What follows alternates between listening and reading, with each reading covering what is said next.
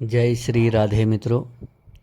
यह संवत्सर कैसा रहेगा, राशि अनुसार चलते हैं। सर्वप्रथम मेष राशि पर विचार करते हैं कि मेष राशि इस वर्ष कैसी रहेगी, क्या रहेगा। तो मेष राशि पर चर्चा करें तो मेष राशि देखो, ये परिवर्तनशील प्रकृति है, अस्थिर स्वभाव। जैसे कहते हैं ना, शीघ्र एकदम क्रोधित हो जाना और एकदम शांत भी हो जाना, यह मेष राशि का अपना स्वभाव है। तो यह वर्ष देखो, साढ़े साती का यह प्रथम चरण होने से और शनि मीन राशि में होने के कारण मेष राशि वालों को कुछ शारीरिक परेशानियां हो सकती हैं। शुरुआत में अपने शरीर पर ध्यान दें, अपने स्वास्थ्य पर ध्यान दें कि परेशानियां एकदम ना आने पाए, और अपने दिमाग में परेशानियों को कम करने की कोशिश करें। लोड बढ़ाने की ज़रूरत नहीं है, क्योंकि जून 2026 के बाद बृहस्पति के कर्क राशि उच्च राशि में आने से स्वास्थ्य में लाभ, सुख में लाभ, भूमि भवन वाहन का सुख मिलना, संतान पक्ष से खुशी का समाचार मिलना और आर्थिक संसाधनों में वृद्धि की होने की संभावनाएं मेष राशि वाले जातकों के लिए बढ़ जाती है। और थोड़ा व्यय भी बढ़ने की संभावनाएं रहेंगी। देखो, पैसा आएगा तो व्यय होगा, तो चिंतन नहीं होगा। अगर पैसा नहीं आएगा और व्यर्थ का व्यय हो रहा है तो वह चिंतन का विषय बन जाएगा कि आ नहीं रहा और जा अत्यधिक जा रहा है। तो साढ़े साती के प्रभाव से होने की वजह से थोड़ा बहुत व्यय भी रहेगा। इसीलिए क्या कि साढ़े साती के प्रभाव से शांति के लिए शनिदेव की कृपा प्राप्त करने के लिए शनिदेव का जाप करें, दान करें। शम शनैश्चराय नमः इस मंत्र का जाप करें और नित्य, रोज हो सके तो नित्य जाप करें। पीपल वृक्ष के मूल में शनिवार को दीप दान करना चाहिए। अब चलते हैं वृष राशि में कि कैसा रहेगा वृष राशि। देखो, इस वर्ष लाभ, आर्थिक संसाधनों में अत्यधिक वृद्धि होगी वृष राशि के जातकों के लिए, क्योंकि शनि की इस वर्ष शनि की संपूर्ण दृष्टि, शनि की दृष्टि वृष राशि में रहेगी। तो शरीर में दर्द की संभावनाएं बढ़ेंगी, स्वास्थ्य में अचानक से परेशानियां आने की संभावनाएं बढ़ेंगी। इसलिए स्वास्थ्य के प्रति सतर्क भी रहना, सावधान भी रहना। घर परिवार में कुछ अशांति व तनाव का वातावरण रह सकता है।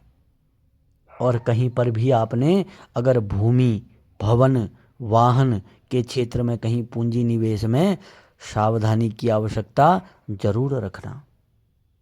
जल्दबाजी बिल्कुल भी मत करना। एक बार रुक करके, सोच करके, विचार करके तब आगे बढ़ना। संतान पक्ष से भी कुछ चिंताएं रह सकती हैं, जीवन साथी के ओर से भी चिंताएं बनी रह सकती हैं।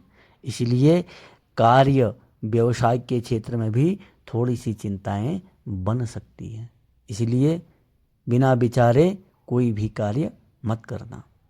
धैर्यपूर्वक अपने को शांत स्वभाव में रख करके आगे के कार्यों को संचालित करना। और यह वर्ष शम शनैश्चराय नमः मंत्र का नित्य जाप करें। शनि व राहु का जप करें। हो सके तो उनका यथावत थोड़ा बहुत दान भी करें।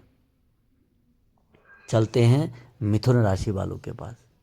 मिथुन राशि में वर्षारंभ में सामाजिक क्षेत्र में आपका वर्चस्व बढ़ेगा, मान बढ़ेगा, सम्मान बढ़ेगा। और वर्षारंभ में, वर्ष के आरंभ में व्यवसाय के क्षेत्र में प्रगति होगी। लेकिन जब उत्तरार्ध आएगा उसमें कुछ उठापटक की स्थितियां बन सकती हैं। इसलिए जल्दबाजी मत करना। संतान पक्ष से कुछ चिंताओं का समाचार बन सकता है। परिवार में स्वास्थ्य संबंधित समस्याओं पर व्यय होने की संभावनाएं बढ़ जाएंगी। अत्यधिक खर्च होने की संभावनाएं बढ़ जाएंगी। जीवन साथी का पूर्ण सहयोग मिलेगा।